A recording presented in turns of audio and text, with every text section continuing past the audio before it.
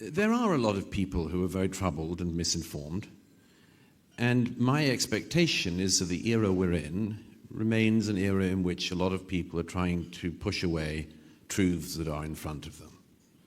You gave the example of Hillel at Eton, but let me give you an example of another Hillel I know, a friend called Hillel Fuld, who is an Israeli. Some of you will know him, yes. We all know Hillel Fuld. You know him.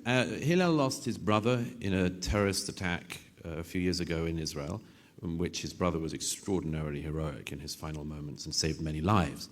Hillel was meant to be going and speaking in Australia in the coming days for two Jewish organizations, and the government of Australia said that he could not enter the country because of the possibility that his comments might stir up dissent and discontent within Australia. And one of the things that he was told was that the Australian government and authorities were worried that he might tell the story of his brother's murder by terrorists. Now, here's a thought for the Australian authorities, if anyone knows them. How about, instead of stopping the Jew from coming in and telling people about the barbaric murder of his brother, how about you worry about the possibility that you have a country in which somebody talking about a murdered Jew will cause dissent and possible unrest in the country? Maybe, in other words, the problem is Australia's in that scenario, much more than it's Israel's or the Jewish people's. This is something which people are so blind to. It's almost like watching people in total denial of something who push off reality as long as they can. But, you know, as Herb Stein's law goes in economics, you know, things that cannot go on won't. And if you keep encouraging the celebration of terror, the veneration of death cults over democracy, what do you think will happen someday? Now, this has happened to me, and I'm not a public voice like you. A good friend of yours, somebody that you studied with, went to bars with, hang out in dorm rooms, and they say, you know, Douglas, yes, I agree with you, but you're going too far. Sort of like, you know, and it's not polite, and you won't get that column in the Times or the FT, and, you know, could you just tone it down a little bit? I haven't been told that for many years. I suppose there are some people who think like that, but here's the thing, and for the younger people present, perhaps it's a useful piece of life advice, is that my observation is that if you say something that's true, that you see in front of you, you say it's true, it's rather like the Hans Christian Andersen tale. If you say something that's true, you could face ridicule. You could face people you cared about starting to not care for you. But there are several possibilities then. One is, what, do you want to lie? You want to spend your life lying? You think you're going to have a good life if you do that? Actually, most people do that. I disagree. I think they have wretched lives. Absolutely wretched lives, because to know deep in yourself that what you're doing is dishonest and untrue cannot lead to a good life. And the other thing I'd say to that is a very important thing as well, if I may, for the younger people present in particular, which is this. It is true that if you, in my own experience, if you stand up for the truth, whether it's popular or unpopular, there are consequences, but the two clearest consequences are these. One is you will make tremendous enemies, which I've spent much of my life doing. But the flip side of that is you will also make the best of friends. You do not want to be surrounded by people in your life who engage in lies. Much better to orient yourself towards what is true, be unashamed, unabashed, and you will find that you collect other people like that around you. Yeah. Douglas, you clearly didn't work in finance, because the vast majority, you paid to lie, basically. That's the vast majority of finance, I believe. So, and I think that... The finance people in the room can pick that up with you after. Well, I'm one of them, but I think that something that I see here, I don't know if you'll agree, that in a way, Douglas himself doesn't realize his own courage. I don't think that you realize how much it takes to tell the truth and not care about the consequences. And I have had some contact with British journalists, and privately they will agree with me. Oh, yeah, that's one of the best ones. There was one, some years ago, there was a debate I was on, that slightly unrelated to this, but it's slightly related. The French government in the 2000s had said that they would ban the burqa in public places. In Britain, this was a huge point of discussion. And I was on a radio show on the BBC with two people. One was a Labour MP who was a friend. And the other was a friend of mine who's an Iranian-born journalist who's lived in exile since 1979. And we were having the debate on air. I made my points clear, which was the French government can do what they want. And my Labour friend said that my Muslim Iranian friend and I were being Islamophobic. And many funny things happened on air. But the funniest thing that happened was that we came off air, and my Labour friend slapped me on the back and said, "Douglas, don't forget we're all with you." And I said to him, "But wouldn't the moment to have said that have been when the microphones were on?" And he said something very interesting. He said, "Well, you've got to understand, I've got a very large Muslim constituency." Now, but here's the kicker. My Persian friend then stepped forward and in the most beautiful, courteous way imaginable said to the Labour MP, "Ah, I see, you are a coward."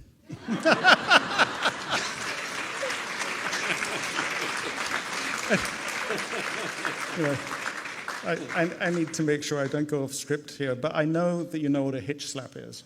Yes. So, I don't know, we need a Douglas slap or something like that, because are you aware before you do it, when you come out, I mean, there was a couple of videos here, where you just wipe the floor with these people. And you know, people like my wife and I are watching on YouTube, and we watch those videos over and over again, because you do it so well. I can never bear seeing myself on screen, so I don't watch it. No, what happens is that and everyone here who's done media knows this, that you go in assuming the worst, and then you're surprised still. And how bad can it get? And normally what happens is you think, oh, blah, blah, blah. And that one from South Africa was a very funny one, actually, because I was in South Africa to, among other things, speak and to find out what the ANC corrupt government was doing with the Iranian government to defame Israel. As you'll remember, it's when the ANC decided to spend down the legacy of apartheid by accusing Israel of apartheid. And I had a very interesting set of meetings with media and politicians and others. And then one of the media bosses said, "By the way, we have an interview. I'd like to interview you." And I walked into it perfectly amicably and happy and thought, "Oh, nice-looking lady," and you know. And then you sit down, and then the cameras start rolling, and you realize that she wants to kill you, and but subtly, absolutely kill you. And then what happens is I just sort of go, "Ah." It's that.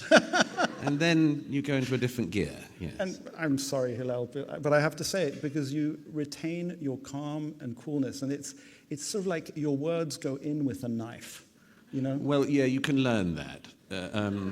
We all want to learn that. Well, it's not. You have to keep your cool, because if you don't keep your cool, you lose. I mean, I learned how to. There was the Cenk Uygur, the beauty that you just saw there.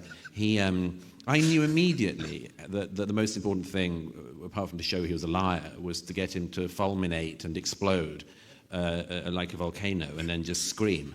Because one of the things that doesn't work well on camera is screaming. You could say it just gives off the wrong impression about a guy. And I knew how to do it. And it's you try to do it in a way that makes them realize just afterwards that you've done them in, you know. But it's quite easy, particularly with men, by the way, particularly very, very pompous men on the other side. You just have to describe them as a funny little man or something, and they absolutely just can't bear it. Yeah. Well, keep going. I need to get back on script here before we run out of time, so I need to ask you about anti-Semitism. And we're all very concerned, and you see it from a different angle. First of all, where is this going to end? Nobody thought after October 7th that we would see the things that we saw, how quickly the world turned against the Jews. Are you concerned? You know, deeply concerned. This book starts with a number of points, but one of them is, yes, the morning after the 7th, I was in New York. I went down to Times Square because there was an anti-Israel protest already, and there were people justifying the attacks that were still going on, and that's when I thought, we're going to come in for it now. The whole world is going to see something insane. In London, the first protests in support of the attack were on the evening of October the 7th. So, yes, I knew that was coming. I would go back to that point that Israel has lots of challenges, a huge number of challenges, security challenges, internal challenges, and so on. But all of us in the rest of the West have our own challenges as well, and that's exemplified by the fact that, what do we think is going to happen if you allow people to encourage murder on your streets every Saturday? What do we think is going to happen? I mean, it's, as I say, again, it's a sort of form of denial. Everybody here knows that anti-Semitism is many, many things. One is that it's a shapeshifter, of course. It can come from any direction. But another is that it's just the obvious, everybody knows this from history, if they know any history, is that it is the once a society indulges in it, it demonstrates the ill health of the society. It shows that the whole society is going wrong. You start to get into conspiracy theories. You start to get into counterfacts, to non-facts being elevated into facts. And this is just something which I think everybody can battle and push back against. And even when the odds seem rather low that you're going to succeed, you have to keep going. And specifically on the case of anti-Semitism, there is something I write about in this book, and sorry if anyone's heard me say this before, but it's something which I'm passionate about reiterating whenever I can, which is that for me, there's this rule that I learned from Vasily Grossman about anti-Semitism, that it tells you nothing about the Jewish people, but it tells you everything about the person who suffers from it. The person who suffers from anti-Semitism, when they talk about the Jews, just tells you about themselves. Grossman gives the obvious example, obvious at the time, that the Nazis accused the Jewish people of being racists who wanted to take over the world. It's almost like a form of projection, you could say, isn't it? But in our own era, this same thing is the case. We have the Iranian revolutionary government that says that Israel, the Jewish state, is a colonialist state. Yet the government of Iran, since 1979, has been colonizing the entire Middle East, from Tehran to Beirut to Yemen. So when they tell us this, they just tell us about themselves. When the President Erdogan in Turkey describes the Jewish state as being an occupying power, what does he tell us? He tells us about himself. President Erdogan, unfortunately for him, is the occupier of the northern half of Cyprus, which is an EU member state. Does 1 year to the next, do our streets get filled up with rage-filled individuals screaming for the liberation of northern Cyprus? No. But Erdogan has told us about himself. But here's the one that I've most passionate that people sort of realize, is that when you see the critics outside of the Middle East who get off on this anti-Israelism, always they tell us about themselves. Look at the accusations, for instance, that they lob against the IDF. We heard again the other month the claim that IDF soldiers rush into Gaza and immediately rape women. I will not go into the number of ways in which this is preposterous, but this allegation is made by people who believe that women who were raped on October the 7th deserved it because they were Jews, or deserved it because they were Jews and it didn't happen, or something else. They say that the Israelis are baby killers, yet they will come out on the streets of their cities to support the killing of Jewish babies. They only ever tell us about themselves. So I wish people exercise this more often. What should people in this room be doing? And I have to add in there that it was from a video, a clip of you on YouTube, where you said to the interviewer, when they make these baseless accusations, they're not saying it because they believe it's true. They're saying it because they want to hurt you. Oh yeah, that's definitely the case. I mean, why are the routine smears against Israel, for instance, that it is setting up concentration camps? that it is setting up the Warsaw Ghetto, that it is creating a genocide or a Holocaust. These are all simply constructed as ways to wound Jews and friends of Jews as much as possible. That's all. It's a low, ugly tactic, but that's all there is. Well, there is a lot that people like people in this room can do. A huge amount. First of all, of course, by supporting the work of our excellent organization, UN Watch. But secondly, by doing everything you can in your lives to push back against it and to make sure that your children and your friends are resilient in the face of this madness. You know, there's a poem by W.H. Jordan I'm very fond of, September the 1st, 1939, where the poet writes, "All I have is a voice to undo the folded lie." But a voice is not nothing. And if you use yours in the time you have well, you could undo an awful lot of folded lies. And I think we can do so together. All these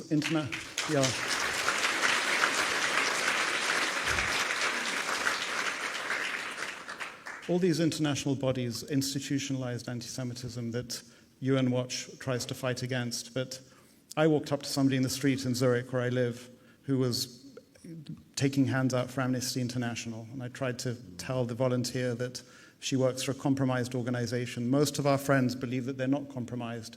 Hillel Neuer has to go to the Dutch parliament trying to convince parliamentarians. What is the future of the UN system?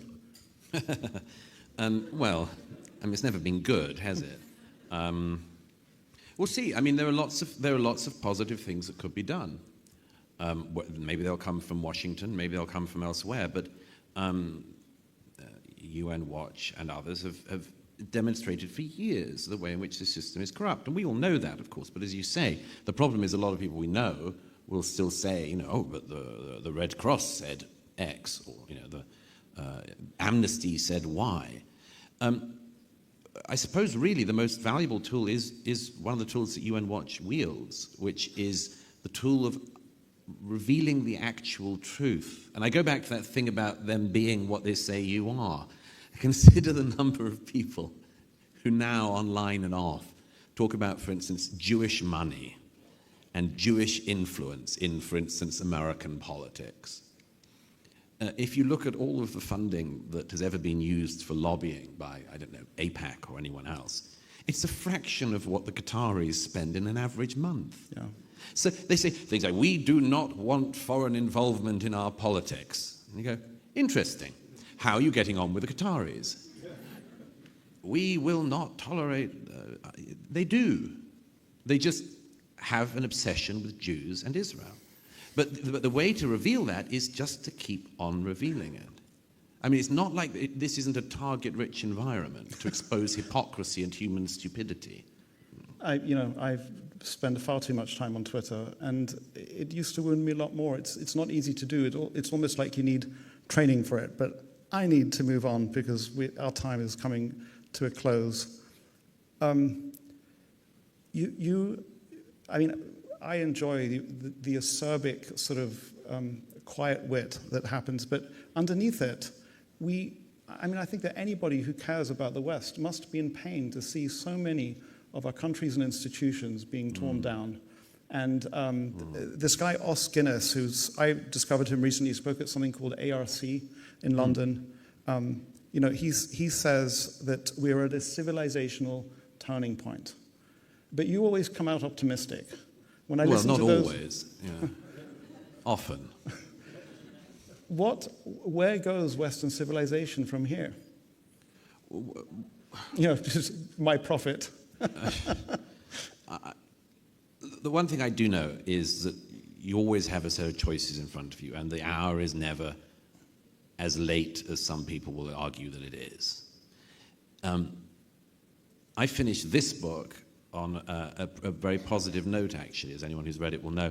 Some years ago, when I wrote my book, The Strange Death of Europe, I discovered that one of the most common reader responses was people said, that was an extremely depressing book to read. And I would generally say, well, you should have tried writing it.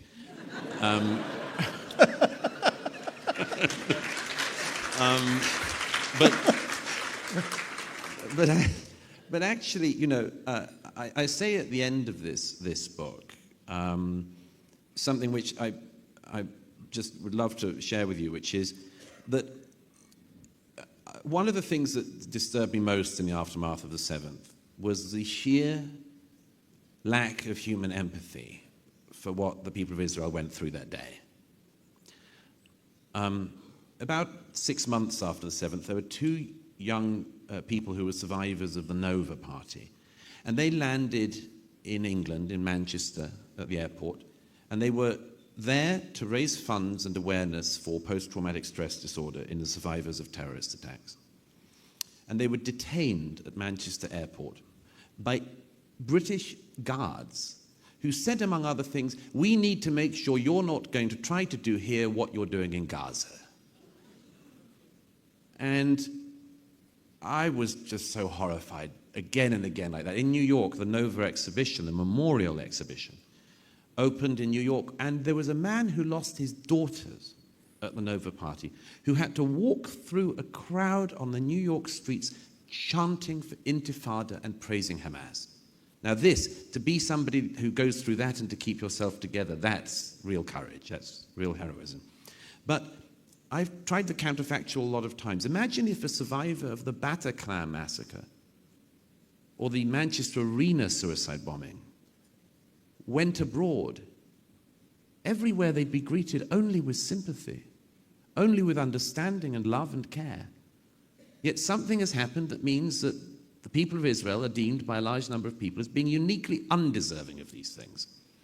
Well, as I say in the book, there is a challenge which the people who attacked Paris, who have attacked London, who've attacked multiple European cities, who attacked New York, and who attacked Israel always say.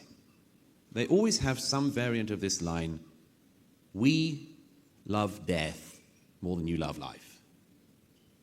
Hassan Nasrallah famously said repeatedly, the problem with the Jews is that they love life, and this is their weakness. And the jihadists always say this about the West as a whole. They say that we're just people who love life. And I spent years thinking, what do you do in the face of hate like that? What do you do in the face of something so evil? And I realized that, and I said at the end of this book, there is an answer. And in my observation, the people of Israel have provided the answer. Firstly, of course, you make sure that if people like Hassan Nasrallah love death so much, they get it.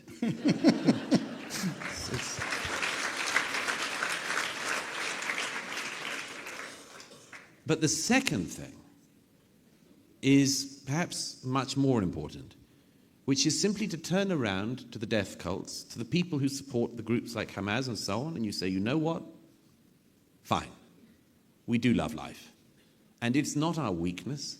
It is our greatest strength and has been for thousands of years and will be for thousands of years more to come. And that when the people like Hamas and Hezbollah and Islamic Jihad have gone the same way as Pharaoh, the Jewish people will still be there to say, I shall not die, but I shall live.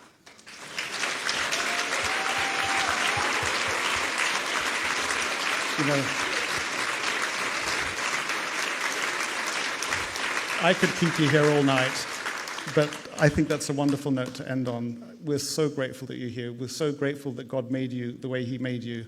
And I think we should all give Hillel Noyes, Douglas Murray, you're the same people. Thank you. It's a great pleasure. Thank you.